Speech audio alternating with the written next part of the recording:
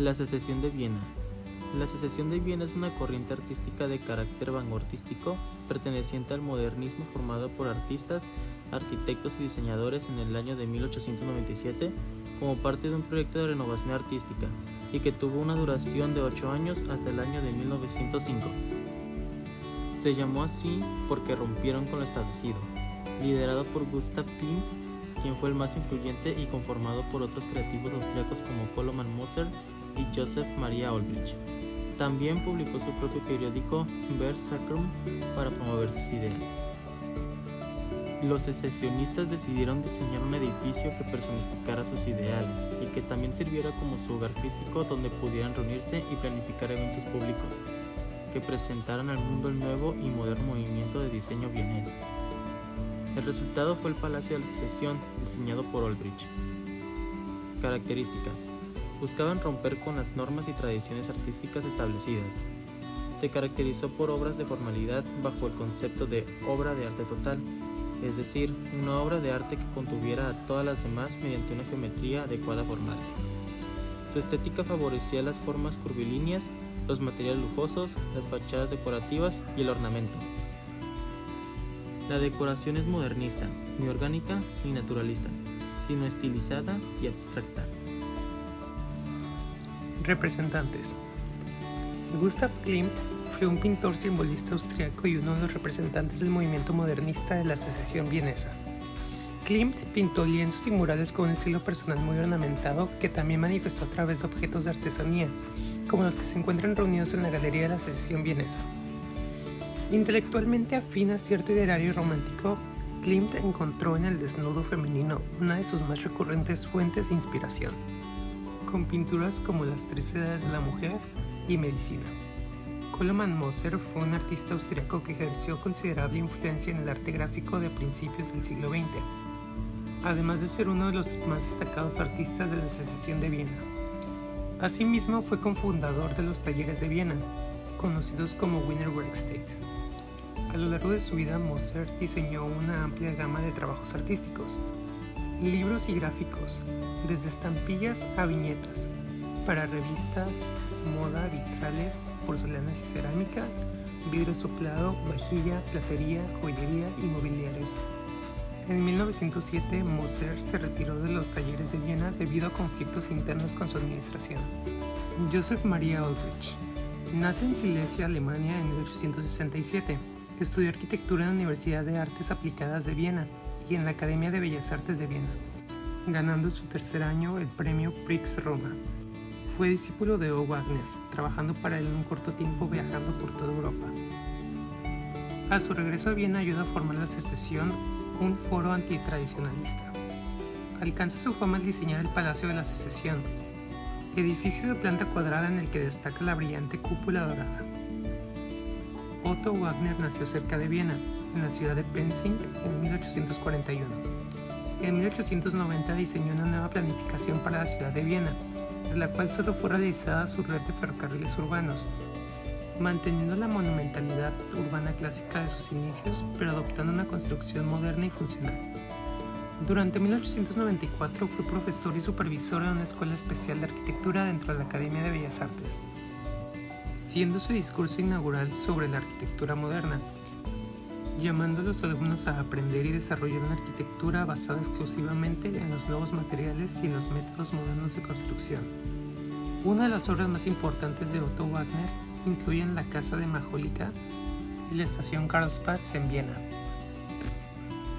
Joseph Hoffmann fue uno de los arquitectos más importantes del movimiento de la Secesión de Viena, cuyos proyectos no estaban limitados ni a las exigencias estéticas ni al dinero. También destacó como diseñador industrial. Nacido en República Checa, estudió arquitectura en la Academia de Artes Aplicadas en Viena. En 1898 abrió su propio estudio y en 1897, inspirado por Mackintosh y la Escuela de Glasgow, fue uno de los miembros fundadores conjuntamente con Gustav Klimt de la Asociación de los Revolucionarios Artistas y Arquitectos de la Secesión de Viena. Joseph Hoffmann desarrolló una exitosa práctica de arquitectura planificando un gran número de edificios y villas urbanas. En 1904 proyectó el edificio interior de la Casa de Convalecencia en Burgersdorf. Entre 1905 y 1911, el Palais Stocklet en Bruselas. La Escuela de Chicago. A mediados del siglo XX, la ciudad de Chicago se estaba convirtiendo en un centro cultural y artístico vibrante en los Estados Unidos. La ciudad era conocida por su agitada escena artística y su comunidad de artistas altamente creativos. Fue en este ambiente que la Escuela de Chicago comenzó a tomar forma. Supone el nacimiento de la arquitectura contemporánea y el primer estilo plenamente norteamericano. La Escuela de Chicago se caracteriza por su enfoque experimental y su voluntad de desafiar las normas artísticas establecidas. Los artistas de esta escuela estaban interesados en explorar nuevas ideas y técnicas y abogaban por la libre expresión y la individualidad. Además, la Escuela de Chicago tenía un fuerte enfoque en la colaboración y la participación comunitaria, creando un sentido de comunidad entre los artistas y su entorno. Se trata de una arquitectura funcional y utilitaria. Construyen bloques de viviendas en altura, ha nacido la era de los rascacielos, utilizan nuevos materiales aparecidos con la industrialización, hierro, acero, cemento, hormigón y cristal. Los edificios se abaratan y se construyen en menos tiempo. Los principios de la arquitectura de la Escuela de Chicago se utilizarán en la arquitectura Art Deco, en particular en la Ciudad Deco por antonomasia, Nueva York. La arquitectura Art Deco triunfó en teatros, cines, hoteles, restaurantes transatlánticos y, por supuesto, en los rascacielos. La ornamentación Art Deco se concentraba masivamente en la entrada del edificio, rejas exteriores, puertas, vestíbulos, ascensores. Proliferaron los diseños geométricos, florales, con recuerdos, cubistas, adornados con arcos, rayos de sol, muchachas y ramilletes de flores en los rascacielos. Y aquí podemos ver uno de los primeros rascacielos de Nueva York, en 1902. En 1928 el Chrysler, en 1930 un edificio que nace de un pique entre los empresarios Walter Chrysler, propietario de Chrysler, y John Jacob Brasco, ejecutivo de la General Motors Company, por levantar el edificio más alto del mundo, y el Rockefeller Center. La Escuela de Chicago ha dejado una huella duradera en el arte contemporáneo. Sus ideas y enfoques innovadores han influido en generaciones de artistas, y su espíritu de experimentación continúa inspirando a artistas de todo el mundo. La escuela también ha tenido un impacto significativo en el desarrollo de nuevas formas de expresión artística, como la instalación, el arte conceptual y el arte público. Algunas de las figuras más destacadas de la Escuela de Chicago incluyen artistas como James Pritzker, Cindy Sherman y Jeff Koons. Cada uno de estos artistas ha dejado su propia marca en el arte contemporáneo y ha contribuido al legado duradero de la Escuela de Chicago.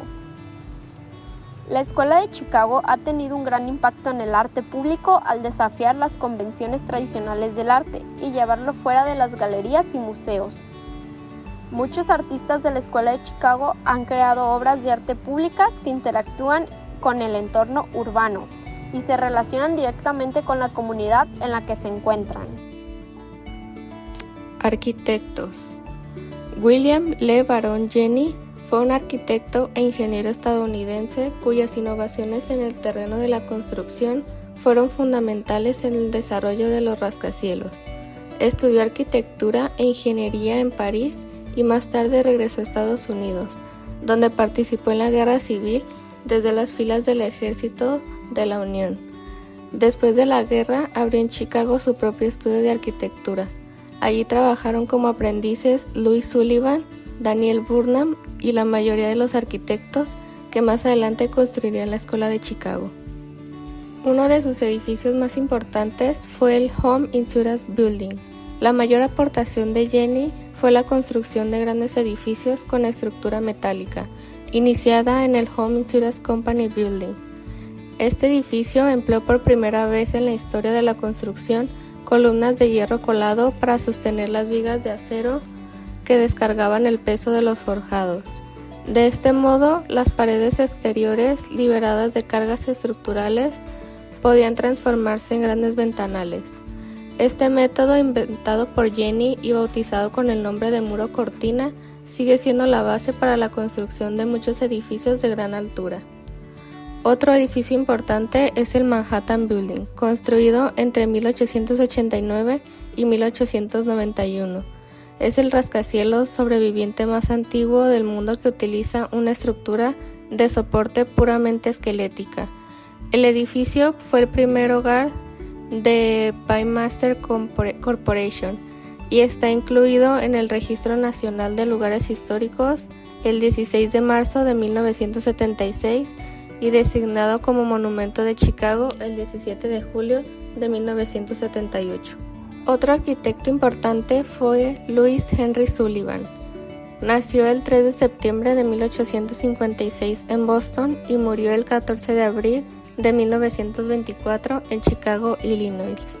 Sullivan mostró interés en la arquitectura desde temprana edad. En primera instancia realizó algunos de sus primeros estudios en el Instituto Tecnológico de Massachusetts. Fue un reconocido teórico y arquitecto estadounidense en la Escuela de Chicago, que fundó junto con Dagmar Adler el estudio Adler y Sullivan, que iniciaría la corriente que se basa en la arquitectura moderna. La firma Adler y Sullivan desarrolló ambiciosos proyectos como la construcción del Auditorio Building, ubicado en Chicago, y el Pueblo Opera House en Colorado. En cuanto a sus aportes, además de haber desarrollado diversas edificaciones de gran importancia junto con la Escuela de Chicago, su obra se destacó también por realizar oficinas y residencias de pequeño tamaño, así como por participar en el desarrollo y diseño de tiendas y almacenes. De forma especial, Louis es recordado por sus teorías y planos para mejorar la calidad de vida de los habitantes de Chicago, con nociones innovadoras que repercutieron directamente en la cotidianidad de quienes vivían en esa ciudad. Uno de sus edificios más importantes fue el edificio Carson, obra arquitectónica que podemos mencionar que este edificio funcionó como unos grandes almacenes de la firma Carson, especializada en la venta de ropa, calzado, mobiliario, manejo del hogar, joyería y productos de belleza. En conjunto, la fachada está concebida de manera funcional, especialmente porque permite el paso de la luz al interior. Sus elementos fundamentales son las nombradas ventanas de Chicago de forma horizontal y alargada, por tal que se adapten a la estructura del conjunto. Otro edificio importante es el Guaranty Building, anteriormente llamado Prudential Building. Es uno de los primeros rascacielos de Buffalo, Nueva York, diseñado por Louis Sullivan y Dagmar Adler. Se completó en 1896. Fue agregado al Registro Nacional de Lugares Históricos en 1973. El edificio ha sido declarado Hito Histórico Nacional. Otro arquitecto fue Daniel Burnham. Fue arquitecto estadounidense, exponente de la Escuela de Chicago. Experimentó las nuevas técnicas constructivas en hierro. Se formó como arquitecto junto a LeBaron Jenny. Conoció a John Wilbur Ruth en el estudio de Frank Lloyd, en Chicago, y los dos arquitectos fundaron una asociación que prepararía gracias al idealismo de Ruth y al pragmatismo de Burnham. Fueron dos de los arquitectos más destacados de la Escuela de Chicago, fundada tras el incendio de esta ciudad en 1881. Aunque al principio proyectaron algunas residencias, posteriormente se dedicaron a la construcción de grandes edificios, rascacielos pesados con esa idea de masa y buscando siempre la verticalidad para lograr edificios más altos. Su primer edificio importante es el Rockery. Es un gran almacén en el que destaca la utilización de un hierro más industrializado y a la escalera de hierro, con decoración también férrica. El Rockery es un rascacielos especulativo de 12 pisos en la ciudad de Chicago, diseñado en 1885, considerado como uno de los edificios históricos más importantes de Chicago. El Rockery es un icono ubicado en el centro del distrito financiero de la ciudad.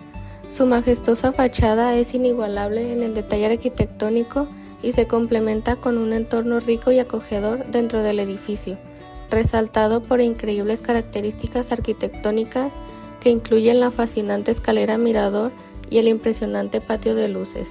¿Qué es el Art Deco? El Art Deco es una expresión artística que encuentra sus orígenes en el inicio del siglo XX. Esta corriente surgió en París gracias a un grupo de artistas franceses que buscaban crear un movimiento orientado a la innovación del diseño artístico. Este selecto grupo quedó impresionado después de la Exposición Universal de París de 1900, que fue la mayor exhibición histórica de una ciudad celebrada hasta ese entonces. Esta corriente artística recibió influencias directas de otros movimientos que lo precedieron, como el cubismo y el futurismo, pero además, el Art Deco también adoptó algunos elementos de culturas antiguas, como la mesopotámica, egipcia, asiática y prehispánica, las cuales ampliaron el alcance internacional del movimiento. ¿Cuáles son sus características? El Art Deco se identificó como un estilo vanguardista durante su predominancia en la época y terminó siendo adoptado como un símbolo de glamour atribuido frecuentemente a las élites de la burguesía. En este sentido, conviene detallar algunos de los elementos que caracterizaban esta corriente, para comprender su influencia en los distintos campos o ámbitos de expresión del arte. Entre los principales aspectos destacó la geometrización, la cual en los diseños o expresiones artísticas se basaban en la utilización de figuras geométricas que son delineadas con precisión. Emplean principalmente la línea recta, aunque esta también puede combinarse con el uso del zigzag, curvas, círculos y espirales. La simetría. Como complemento del elemento anterior, el Art Deco complementaba también un gusto particular por la simetría. Se vale especialmente de figuras como el hexágono, el octágono y en ocasiones del cubo, caracterizados por sus representaciones proporcionales. La coloración llamativa. La utilización de paletas de colores fuertes, vivos y llamativos es uno de los recursos empleados en la expresión de este estilo, fundamentalmente en el diseño de interiores, el diseño de mobiliarios, el recubrimiento de exteriores y la pintura. Los materiales caros. Los exponentes solían utilizar materiales naturales ostentosos como las pinturas y pieles de zapa, de tiburón y de carey, así como las maderas de ébano, ambón y palisandro. También empleaban materiales industriales como el cromo, el plástico y la baquelita. Artistas representativos y obras. Paul Landowski fue un escultor franco-polaco que tuvo gran influencia en el Art Deco, gracias a la extensa cantidad de obras que creó. Después de la Guerra Mundial, Landowski erigió al menos 80 monumentos para rendir homenaje a los fallecidos, pero sin duda el Cristo del Cordobado, conocido también como Cristo del Redentor, es la obra más icónica del artista. El proyecto de esta obra ocurrió a cargo del reputado escultor y hoy en día puedes visitarla en Río de Janeiro, Brasil. Jean Dupas. Este fue otro de los máximos representantes de este arte.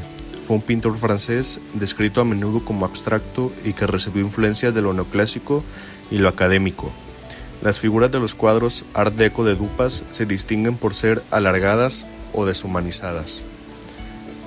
En una de las obras más destacadas de Jean Dupas es Les Perruches, un óleo sobre lienzo que data de 1925. Esta obra fue enviada por Dupas a la célebre Exposición Internacional de Artes Decorativas e Industriales Modernas en París en 1925 y sirvió de parteaguas para el Art Deco. William Van Allen. William Van Allen fue un destacado arquitecto estadounidense mundialmente conocido por ser el diseñador de una de las obras de arquitectura más icónicas del movimiento Art Deco. Van Allen estuvo detrás del emblemático edificio Chrysler que puede visitar en Nueva York. Durante su juventud ganó el premio Lloyd Warren Fellowship, que le permitió estudiar en París con Victor Laux. Laloux fue uno de los arquitectos europeos más reputados del movimiento Belle Époque. Van Allen recibió amplias influencias de su maestro para el diseño del edificio Chrysler. Tamara de Lempicka. Nacida en Polonia, fue todo un ícono femenino para el movimiento Art Deco. Al estudiar a Tamara de Lempicka y sus obras, destacan las figuras femeninas con una constante carga dramática. Esta excesiva dramatización se hizo a través del uso de claroscuros. La pintura fue una de las máximas exponentes del movimiento en Europa y América. Incluso fue llamada la baronesa con pincel, pues se convirtió en la artista favorita de muchas celebridades de Hollywood. Si buscas Tamara de Lempicka, obra de arte más importantes, te contamos que destacan el autorretrato en el Bugatti verde, Quisette en el balcón, Las chicas o Madre Superiora, entre otras. Tamara de Lempicka y sus cuadros destacan por recibir claras influencias del cubismo, así como por sus retratos y desnudos de mujeres. Cassandre. Adolphe Jean-Marie Mouron, mejor conocido en el mundo del arte como Cassandre, fue un cartelista y diseñador gráfico francés de origen ucraniano. Mouron incursionó en la pintura, la litografía y la tipografía. Es por eso que Cassandre y el Art Deco van de la mano. Los diseños del artista destacan por su gran modernidad. Gracias a estas características, pasó a integrar el grupo Alliance Graphic junto con Charles Louput y Maurice Murant. Algunas de las obras más destacadas de Cassandre son Normandie y el mítico logotipo de Yves Saint Laurent. Algunas importantes obras de la época es el Empire State Building en Nueva York, la Corona del General Electric Building también en Nueva York, el Chicago Board en Chicago y la Leboke Tower en Columbus, Ohio.